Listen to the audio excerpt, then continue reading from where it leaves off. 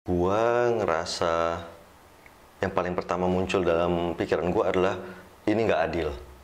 Yang gua lakukan untuk melepaskan kerinduan itu adalah gua memotret dengan mata dan otak gue.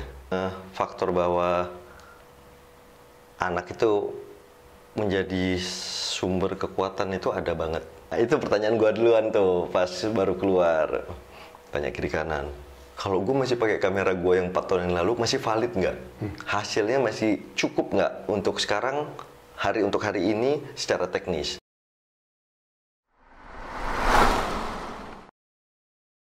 Ketemu lagi dengan gue Pinky Mirror di channel gue Pinky Mirror TV.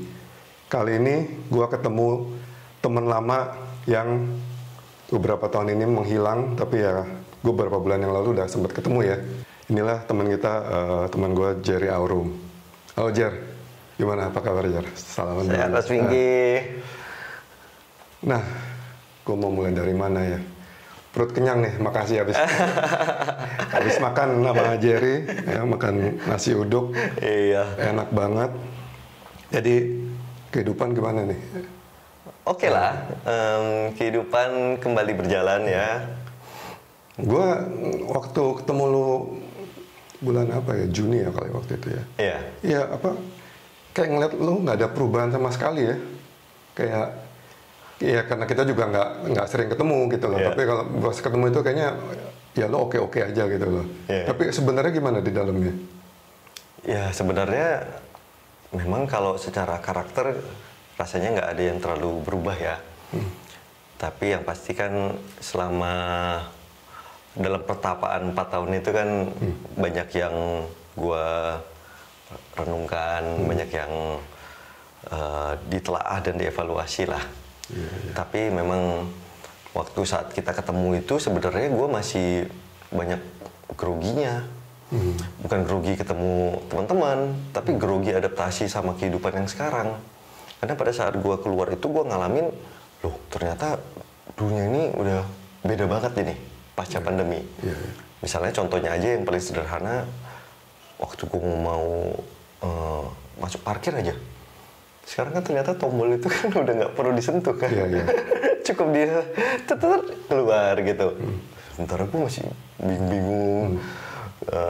Jadi hal-hal kecil seperti itu banyak yang udah berubah. Dan itu kan datangnya sekaligus semuanya mesti gue pelajarin dalam satu waktu kan. Jadi ya Teman-teman work from home. Work from home, kan? ya. Itu kan juga jadi yang, wah dulu kan nggak ada yang kayak gitu Mas. Sekarang kan udah lumrah. Tapi sebelum kita ngobrol ke masa-masa lo di dalam ya, yang menurut gue pasti seru banget. Gue pengen lo ceritain dikit lah secara cepet. Sebenarnya Jerry Aurum yang sebelum kasus itu kayak gimana sih? Jadi gue itu mulai motret itu sebenarnya dari kecil. Dan itu jadi serius pada saat gue mulai SMA. Di situ gue mulai terima job motret.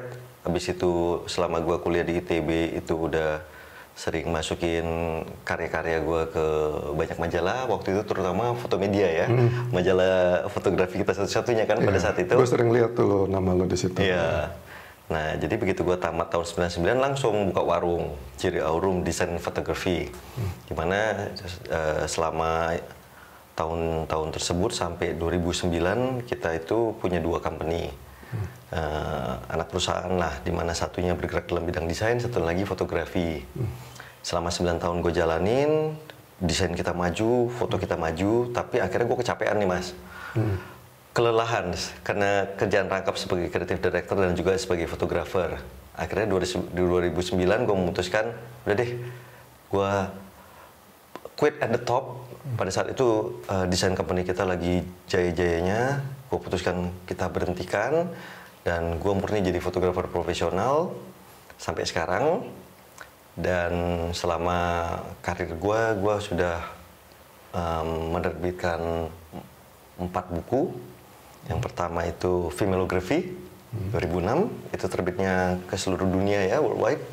Yang kedua In My Room, 100 orang tokoh dan selebriti di kamar tidurnya masing-masing, pameran portrait dan buku. Ya, itu keren tuh. Thank you. Terus Hampir Fotografi di tahun 2013, itu berisi tulisan mengenai segala hal yang berkaitan dengan fotografi. udah ludes juga bukunya. Dan yang terakhir On White 2014 yang isinya 100 orang lebih tokoh dan selebriti lagi yang difoto di depan background putih, makanya namanya On White.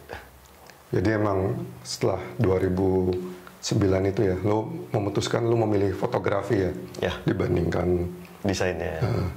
Nah terus karir lo ya bagus lah ya kan, udah fotografi, gue sering ketemu lo di mana-mana juga ya, di berbagai acara, lo motretin apa segala, gue tau lah. Terus, nah itu tiba-tiba lo bisa terkena kasus ini, ini kenapa? Apa karena ada proses fotografi yang terganggu atau masalah rumah tangga, cinta atau apa nih yang tiba-tiba lo kayak kena gitu? Ya sebenarnya urusan narkoba itu kira-kira mulai di pasca perceraian, stres. Ya sebenarnya awalnya tuh ya klise lah mas, stres, kemudian ada pelariannya ke situ, walaupun sebenarnya tidak secara kontinu. Jadi kalau gue menilai, gue pribadi sih nggak pernah punya adiksi ya, nggak pernah harus kepengen gitu atau gitu-gitu, nggak ada. Nah, kemudian kan nggak lama setelah itu kan anak gue kan sakit, sakitnya kan nggak main-main kan, kanker darah kan, leukemia. Jadi ya itu salah satu bentuk stress distraction-nya, stress release-nya ke arah sana. Sampai 2019 habis itu ketangkap. Terus gimana kerjaan-kerjaan lo waktu ketangkap itu kan pasti masih ada kerjaan-kerjaan on hold tuh, gimana jadi ini? Lo udah lepas aja udah gitu? Lepas aja lah. Saat itu lagi gede-gede banget tuh kerjaan gua. Lagi seru-seru banget. Dan sebenarnya banyak yang nggak tahu waktu itu gue lagi mau pameran tunggal juga di mana? Di atriumnya Central Park gitu. Untuk ulang tahunnya Makau. Ulang tahun Makau yang ke 300 atau berapa gitu. Jadi mereka minta gue untuk memotret kota Makau. Dengan waktu itu si Joe Taslim jadi ambasadornya. Untuk dipamerkan tunggal di sini. Soalnya gue juga tahu kan, maksudnya ritme kita fotografer kan paling minimal 6 bulan ke depan tuh kadang-kadang udah tahu gitu kan. Betul. Jadi tau-tau udah stop aja semuanya. Bubar jalan semuanya. Terus kantor gimana ininya? Kantor juga. Kayak gonogininya apa langsung stop apa gimana? Nah kantor sendiri waktu itu kan di Juni 2019 gue ketangkep. Harapannya kan sebagaimana banyak teman-teman yang lain dalam kasus pemakaian narkoba akan mendapatkan rehab. Yang gue ngerti kan juga gitu. Karena kan biasanya kan yang ketangkap karena pemakaian nggak akan dipenjara, yang ada dimasukkan ke dalam rehabilitasi. Jadi anak-anak kantor gue ya terus gue gaji, jalan terus selama 1,5 tahun sejak gue tangkap masih bergaji, dan masih masuk kantor, walaupun nggak ada kerjaan. Karena kan kalau nggak ada jerinya ya gimana motretnya gitu kan. Jadi paling nggak waktu itu masih berharap bahwa lu akan keluar ya kan? Iya. Terus akhirnya vonis 11 tahun. 11 tahun. Padahal ya buat gue yang awam sih ya, maksudnya lu kan cuma pemakai gitu ya. Kok bisa sampai lama kayak gitu, tuh kayak pengedar gitu. Iya. Gimana? Mungkin udah banyak yang ngirain gue pengedar ya. Itu emang begitu peraturannya? Nah, peraturannya gini yang gue tahu, bahwa seorang pemakai itu memang ada undang-undangnya di pasal 132. 112. Di mana seorang pemakai itu bisa dikenakan dari mulai 4 tahun sampai 16 tahun atau 20 tahun kalau nggak salah. Bisa ternyata selain rehabilitasi. Sedangkan pasal 114 adalah untuk pasalnya seorang pengedar. Jadi gue dikenakan atas pasal itu. Bukan pasal rehabilitasi yang dikenakan ke gue. Nah, itu ya emang begitu peraturannya. Emang bisa sebenarnya. Terus habis banyak nggak? Banyak. Jadi udah benar-benar kena. Mungkin rekor gue. Nah, terus apa yang Coba lo ingat-ingat lagi apa yang benar-benar pertama lo rasain ketika lo dibilang vonis 11 tahun. Apa lo emang udah nyangka akan segitu apa gimana? Pas benar-benar vonis itu gimana, apa perasaan lo? Gua ngerasa yang paling pertama muncul dalam pikiran gua adalah ini nggak adil. Karena seluruh saksi yang mana itu adalah para polisi yang nangkep gua, dijadikan saksi 5 orang atau berapa orang gua lupa, itu dengan jelas mengatakan kepada pengadilan bahwa saudara Jerry hanya seorang pemakai. Tidak ada indikasi ataupun bukti dalam pengembangan di mana dia ini pernah mengedarkan, apalagi menjual ya, narkoba dalam bentuk apapun. Nah, jadi menurut gua udah clear seorang pemakai, tapi diganjar 11 tahun ini nggak adil. Makanya sesuai prosedur hukum kan berarti kan gua masih bisa banding, masih bisa kasasi, ataupun bahkan PK, peninjauan kembali. Nah, akhirnya itu yang gue tempuh, jadi gue banding, gue kasasi, semuanya prosesnya dalam waktu 1,5 tahun. Dan selama 1,5 tahun itu gue deg-degan, Mas. Karena kan kalau kita banding sama kasasi itu kan lo bisa turun hukumannya, bisa tetap, bisa juga naik di setiap langkahnya. Ya, jadi gue deg-degan terus. 1,5 tahun gue jalanin, itulah akhirnya dibanding, masih 11 tahun. Waktu gue muncul naik sampai Mahkamah Agung, di situ baru diputuskan menjadi 7 tahun karena terbukti hanya memakai untuk diri sendiri. Yang mana itu adalah sebenarnya fakta persidangan yang udah diutarakan dari mulai di pengadilan negeri. Tapi ya akhirnya baru didengar di Mahkamah Agung, ya oke lah, turun jadi 7. Tapi nggak dapat juga rehabnya. Tapi lu terima udah 7 itu? Mau nggak mau. PK? Nah, kemudian akhirnya PK, gue berniat untuk PK, tetapi akhirnya persyaratan untuk PK-nya sendiri nggak terpenuhi. Karena ada salah satu administrasinya yang kita harapkan untuk kita dapatkan dari pengadilan, akhirnya nggak kita dapatkan juga dalam waktu yang waktu itu gue pikir-pikir pasti cocok lah. Akhirnya kelamaan gue pikir, udahlah, jalanin aja sampai selesai. 1,5 tahun pertama lu berarti di penjara mana? Selama 1,5 tahun pertama, hampir 2 tahun lah ya, waktu itu di Rutan Salemba. Rutan Salemba. Dari sana, abis itu gue sempet di Situ Gintung, di Cirebon. Sampai akhirnya gue di situ nggak terlalu lama, akhirnya gue selesainya itu di Lapas Salemba. Tapi itu emang normal ya untuk orang pindah-pindah gitu? Ya, memang lembaga pemasyarakatan itu punya sistem rotasi seperti itu, Mas. Jadi bukan berarti kita itu masuk di tempat A bakal sampai pulang di tempat yang sama, enggak. Karena gue nggak ngerti lah sistem rotasi ya gimana, tetapi emang ada tuh mutasi dari satu tempat ke tempat lain gitu. Istilahnya terbang lah, kalau bahasa penjaranya. Di penjara boleh bawa kamera nggak sih? Nggak boleh. Nggak boleh ya? Nggak boleh.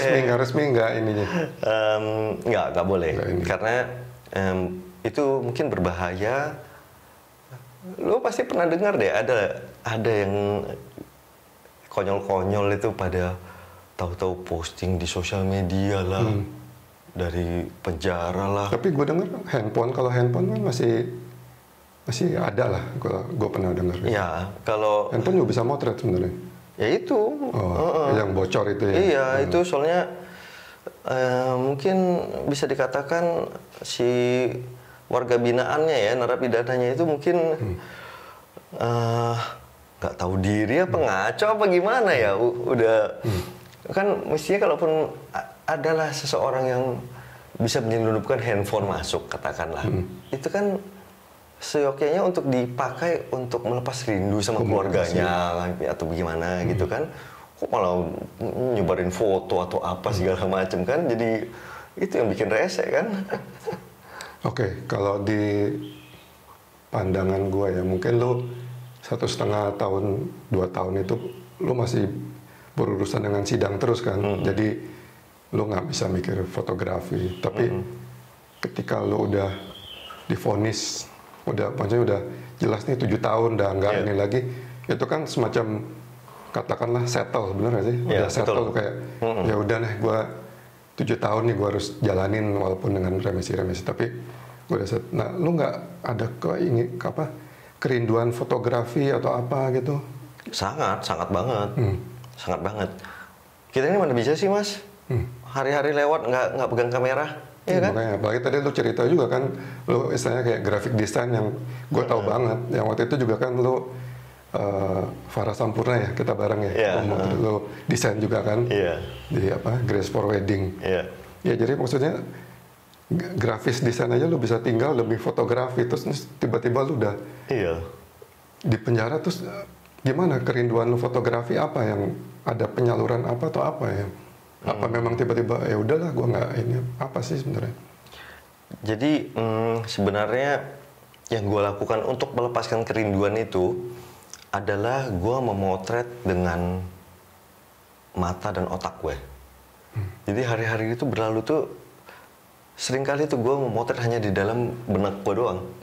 Gue ngeliat sesuatu, habis itu ke foto, terekam di dalam otak gue. Dan itu sampai sekarang masih gue simpan semua gitu. Karena alatnya nggak ada dan nggak akan bisa juga. Katakanlah kalaupun gue ternyata berhasil menyelundupkan kamera masuk, memotret. Tapi kan kalaupun itu kejadian, nggak akan bisa juga kan fotonya dipublish. Kena lagi. Kena lagi nanti melanggar peraturan. Udah jelas peraturannya nggak boleh kan. Iya. Jadi keren sih. Jadi emang fotografiin main-main gitu ya. Iya. Tapi terus ini gue agak berat juga sih nih. Maksudnya perspektif hidup pasti kan berubah ya. Kayak orang yang biasa kemana-mana terus tiba-tiba nih lu di penjara gitu kan.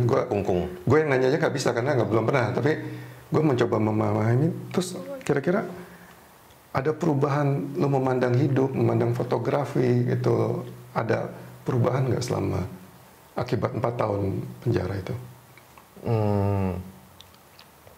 Memang buat gue pribadi yang paling berat itu adalah kenyataan di mana gue itu kan mobile banget hidupnya. Gue di Jakarta aja kalau zaman dulu hitung-hitung paling 6 bulan mas. Saya kan melanglang buana gue. Nggak ada kerjaan aja gue pasti jalan. Nyari alasan lah, apa kek untuk kemana kek gitu, ke dalam dan keluar negeri. Constantly. Tahu-tahu hanya berhadapan dengan 4 tembok setiap hari. Selama ribuan hari. Itu emang berat. Waktu itu terasa lama dan karena anaknya juga nggak bisa diem awalnya, ya kan, tahu-tahu harus menjalani hidup yang amat sangat berubah seperti itu memang terasa berat sekali. Tetapi pada akhirnya gue ngerasa apapun itu, kalau memang udah harus dijalani ya jalani. Karena gue itu sadar benar anak gue masih membutuhkan gue harus tetap waras, dan gue harus kembali mempersiapkan diri gue begitu gue keluar, gue bakal gaspol lagi. Karena nggak mungkin gue bakal pernah meninggalkan fotografi. Gue rasa sampai akhir hayat kan kita ini bakalan motret terus ya. Mau gimana pun juga perubahan zamannya. Tapi itu anak lu juga terakhir tahu ya bahwa tahu, ya. Penjara. Ya, dan santai aja dia.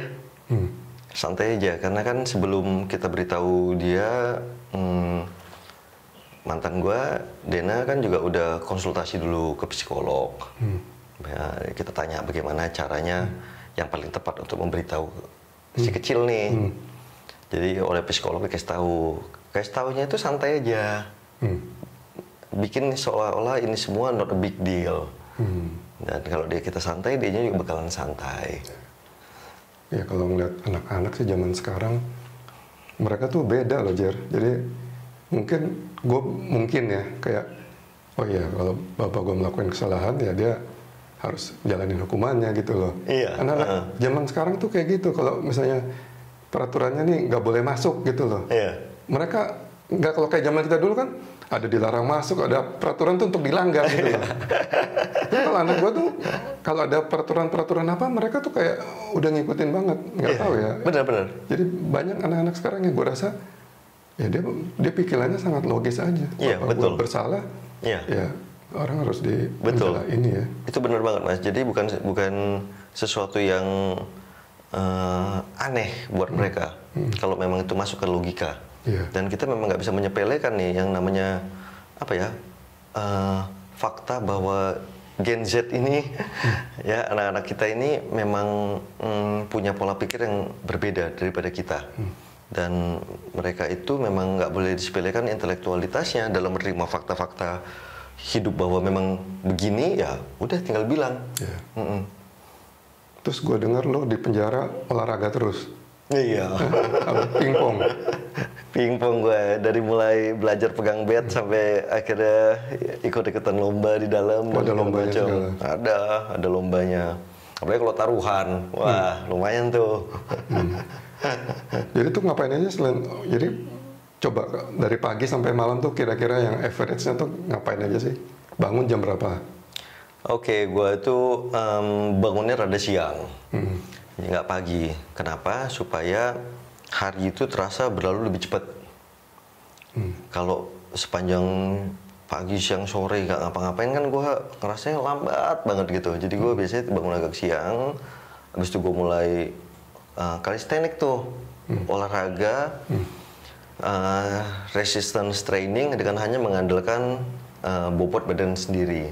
Itu gue pelajari banyak di dalam dan akhirnya itu setiap hari gue lakukan selama siang, sore, hari pingpong, 7 hari seminggu. Udah selesai malam ya habis itu paling ngobrol-ngobrol sama yang lain, ngobrolin ini, ngobrolin itu, gitu aja setiap hari. Ada sahabat nggak akhirnya lo? Ada. Ada sahabat? Ada, sahabat-sahabat ada. Dan sampai sekarang masih terjalin baik hubungannya. Karena banyak orang baik loh di dalam sebenarnya, banyak orang baik. Iya. Terlepas dari semuanya pasti kan masuk karena ada kesalahan yang dia bikin ya. Iya. Nah tapi banyak karakter orang yang memang menurut gua layak banget dijadikan sahabat, bahkan bisa jadi guru kita yang mengajarin kita banyak hal di dalam. Nah sebenarnya ada nggak sih kejadian terberat selama lo di penjara itu? Gak ada sih mas, maksudnya ada aja lah kalau yang namanya tantangan dan rintangan, kejutan-kejutan itu mah hari-hari. Berantem nggak? Ada ya. Tapi gua nggak ada yang ngalamin yang terlalu gimana. Tapi ngelihat orang gunting lagi masih nempel di dalam sini, darah bercucuran kemana-mana, gua lihat yang gitu-gitu. Bolong pipinya, ribut sama siapa, itu gua lihat. Jadi gimana lo cara lo bertahan untuk apa yang lo bilang waras itu ya? Gimana ini? Dilemesin aja, santai aja. Karena setelah beberapa lama di dalam itu nggak akan ada lagi sesuatu yang bisa ngagetin kita lagi. Karena segala macam emang bisa terjadi setiap hari. Yang gua rasakan secara konstan itu ada terus di penjara itu adalah rasa ketidakpastian untuk besok ini bakal gimana hidup. Karena memang seperti itu. Nggak pernah tahu tuh besok itu bakal dapat kejutan apa yang terjadi. Tiba-tiba ada sidak, tiba-tiba ada mutasi, tahu-tahu ada peristiwa kekerasan atau hal-hal aneh lainnya. Itu hari-hari ada terus. Akhirnya setelah berapa lama ya dilemesin aja. Santai aja, nggak usah dipikirin, nggak usah gimana-gimana, nggak usah dikhawatirkan. Karena kalau mau terjadi ya terjadi, enggak ya enggak. Nah dengan keadaan yang lebih bisa ya berpasrah lah ya, itu hidup terasa lebih gampang, lebih santai akhirnya. Biarin aja. Tapi kalau pikiran-pikiran yang menurut gua teoritis ya, bahwa lu fotografer jadi ada semacam filosofi fotografi apa yang kayak wah gua ntar kalau keluar gua bakal motret biar semangat apa anak atau apa sih yang menjadi kayak motivasi bahwa gua harus bisa nih ngejalanin ini gitu? Memang faktor bahwa anak itu menjadi sumber kekuatan itu ada banget, karena memang dia inilah yang memang bikin gue jadi ngerasa bahwa setiap hari gue harus jadi orang yang lebih baik gitu kan. Nah, kalau untuk urusan dunia kreatif kembali, sebenarnya di situ gue cuma ngerasain bahwa gue itu ngerasa selama hidup gue itu gue punya kewajiban untuk berkontribusi banyak untuk industri kreatif kita. Mungkin Mas Piki tahu kan, gue kan sama Anton Ismail dulu kan kepilih kita, contohnya nih ya, untuk bikin cetak birunya Bekraf waktu itu, Badan Ekonomi Kreatif kita, untuk untuk divisi fotografi. Nah, kita ngobrol dengan Mas Triawan Munaf, dengan Ricky Pesik dan lain-lain, bagaimana mestinya, lalala dan sebagainya. Nah, itu salah satu hal di mana gue ngerasa bahwa gue itu senang kalau bisa nyumbang sesuatu deh, paling nggak secara kontinu untuk dunia fotografi kita. Karena kalau nggak kita ini kehilangan daya saingan terhadap dunia luar gitu. Dan gue pengen banget tuh teman-teman kita ini semuanya kalau bisa pada jadi jagoan gitu, bisa menandingi fotografer-fotografer dari tempat-tempat lain dan ngebikin dunia fotografi itu kita tuh jadi marak. Dan selama 4 tahun itu gue jadi nggak bisa berkecimpung di situ, gue sebel banget. Karena rasanya apa yang udah gue mulai dari 20 tahun sebelumnya itu mendadak harus terhenti. Jadi begitu gue keluar, makanya gue juga bikin podcast gue sendiri akhirnya dan lain-lain, karena keinginan untuk berkontribusi itu begitu besar. Gue pengen banget supaya kita ini jadi sering ngobrol lagi semuanya, saling ngasih ilmu, ngebagi ilmu untuk bikin satu sama lainnya jadi tambah banyak inspirasi gitu. Nah, menjadi seorang yang inspiratif buat orang lain itu ternyata udah merupakan satu kebutuhan mental gue. Kalau itu nggak terpenuhi, rasanya hidup gue ada yang kurang. Dan itu yang sedang gue rintis kembali lah sejak gue keluar. Jadi, bisa lo spill nggak sih plan lo comeback nih kayak gimana gitu loh? Nggak ada yang aneh-aneh, nggak ada yang terlalu... Udah motret kan? Udah. Jadi... Maksudnya secara profesionally udah motret ya? Udah motret. Jadi ternyata begitu gue keluar hanya dalam waktu 2 bulan lah, udah ada panggilan kembali untuk memulai motret dari klien-klien gue yang lama. Okay. Syukurlah. Puji Tuhan, kalau nggak pusing lah, ini dapurnya ngepul lagi gimana. Terus tapi lu balik dan tiba-tiba kan fotografi berubah. Antara lain juga karena pandemi dan sebagainya. Teknologi juga semakin ini. Lu gimana lu ngelihatnya?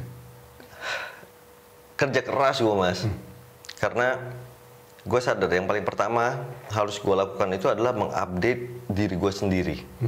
Karena kalau nggak tanpa itu kan gue nggak tahu mesti ngapain. Jadi itu nggak gampang. Karena contohnya kehadiran AI, ya kan? Kehadiran AI ini sebenarnya bagaimana? Menyikapinya harus bagaimana? Dan untuk tahu menyikapinya mesti bagaimana, harus gue pelajari dulu. Gue harus tahu ini bendanya apa. Dan kebetulan ini AI ini kan sesuatu yang cepat sekali progresnya. Dari A sampai ke B, ke C, ke D itu hanya hitungan jam, hitungan hari udah keluar lagi program baru, udah keluar lagi kemampuan baru dan sebagainya. Jadi belum selesai gue belajar A udah keluar B, keluar C gitu terus. Jadi gue mati-matian pagi, siang, sore, malam di samping gue kerja, gue terus belajar mengupdate diri untuk tahu sebenarnya teknologi itu sekarang perannya bagaimana dan bagaimana kita harus menggunakannya. Nah itu gue usahakan terus dan akhirnya ya terkejar dan itu sesuatu kerja keras yang memang harus dilakukan karena dia nggak ada habisnya. Tapi kita itu memang harus bisa adaptasi dengan teknologi baru tersebut, dengan tipe sensor baru lah, kamera baru lah, apalah gitu segala macamnya.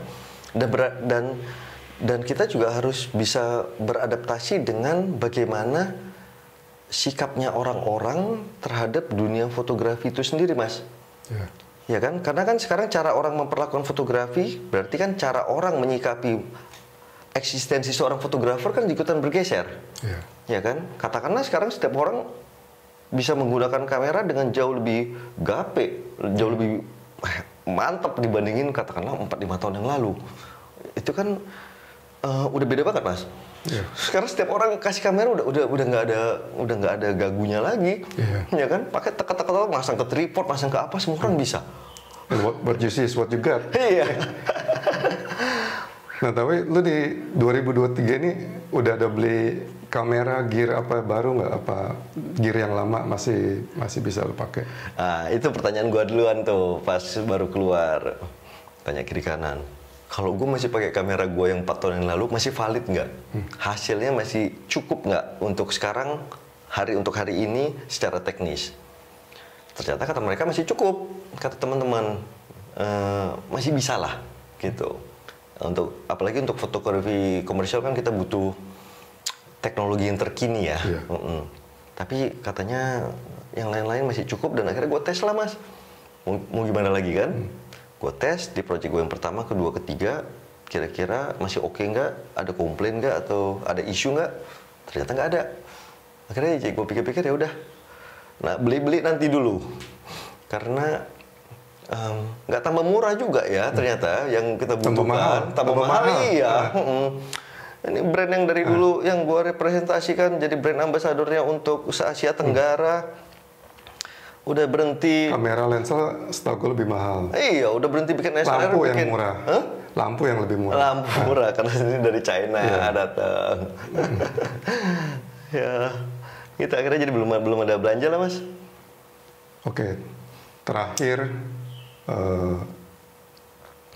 gue pengen nanya, kan lu begitu keluar ini juga gue sempat lihat banyak banget YouTube. Jadi kayak lu di penjara ngapain aja tuh, gue juga tadi nggak terlalu ini, gue berusaha untuk stay di jalur fotografi ya.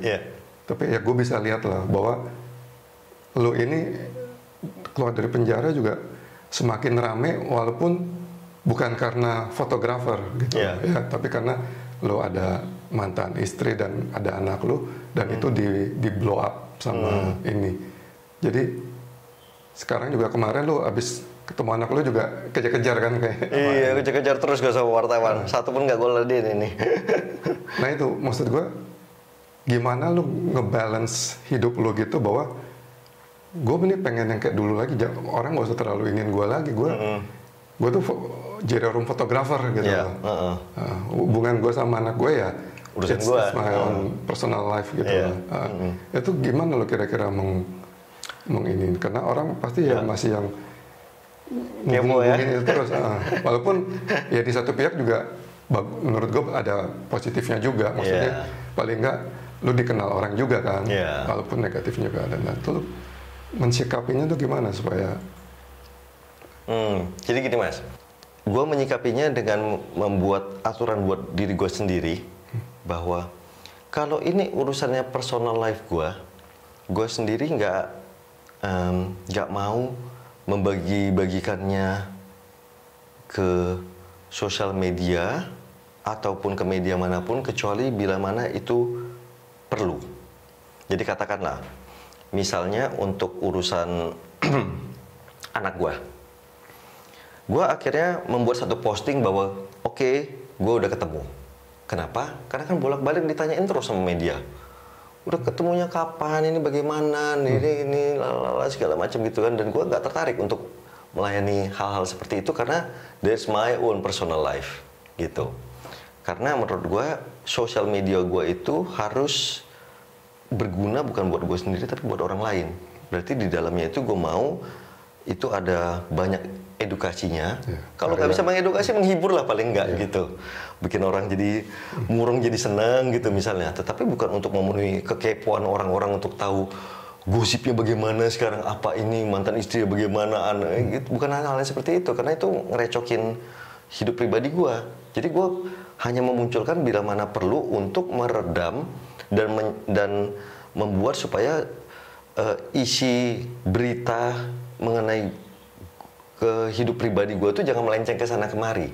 Jadi gue hanya meluruskan fakta intinya dengan nge-spill apa yang menurut gue cukup supaya teman-teman pada tahu gue udah ketemu nih sama anak gue. Tapi that's it, cukup sampai di situ. Bahwa gue happy ketemu, udah. Nah selanjutnya kalau mau dikorek lagi bagaimana ininya apalah lalala ketemu sama mantan istri dan lain-lain itu urusan gue. Dan itu gue tolak aja dengan ringan, dengan santai. Enggak, untuk yang ini gue nggak bersedia wawancara. That's it. Dan untungnya teman-teman wartawan itu mau terima sih mas. Dibilangin gitu mau, tapi kan itu si A yang nanya. Nanti dari acara yang sama diutuslah si B yang nanya. Ini gue jawab, oke, terima kasih. Nanti si C yang diutus ya gitu aja terus. Nggak apa-apa sih. Oke, jadi lo sekarang kembali ke fotografi dan lo saat ini yakin ya bahwa kita akan terus dengan fotografi. Harus mas, karena ini gue yakin lah Mas Pinky, teman-teman kita semua ya di dunia fotografi ini, kita ini kan nggak bisa nggak hidup tanpa menjalani sesuatu yang memang kita cintai kan. Kalau buat orang lain mungkin yang namanya kerja itu kan adalah untuk mencari nafkah ya. Buat kita kan enggak, Mas. Passion. Passionnya kita. Kalau bisa sekalian jadi dapat duit, syukur. Kita usahakan sebisanya. Tetapi saat nggak punya duit kan kamera itu bukan berarti kita nggak pernah sentuh. Karena itu bukan cuma buat bekerja kan, buat bikin kita ngerasa hidup jadi lebih hidup gitu. Kalau nggak motor kan jadinya kan ngapain lagi kita gitu. Jadi kita harus gimana pun caranya harus bisa mengakali industri fotografi ini supaya kita itu tetap bisa cari nafkah di dalamnya, tetap bisa seneng, dan kalau bisa ya tetap bikin diri kita maju sama teman-teman ikutan maju juga supaya iklim kompetitifnya itu juga tetap sehat gitu kan. Jadi dalam arti orang-orang yang terus menghasilkan karya yang bagus, punya tempat, bisa diapresiasi, dan membuat yang lainnya ikutan bikin karya yang lebih bagus lagi, hal-hal seperti itu. Kalau bisa tetap kita cari setiap hari, pasti gue yakin ada caranya, ada akalnya, ada jalannya. Cuma ya harus cari terus. Oke. Ya udah, gue rasa cukup lah. Thank you banget.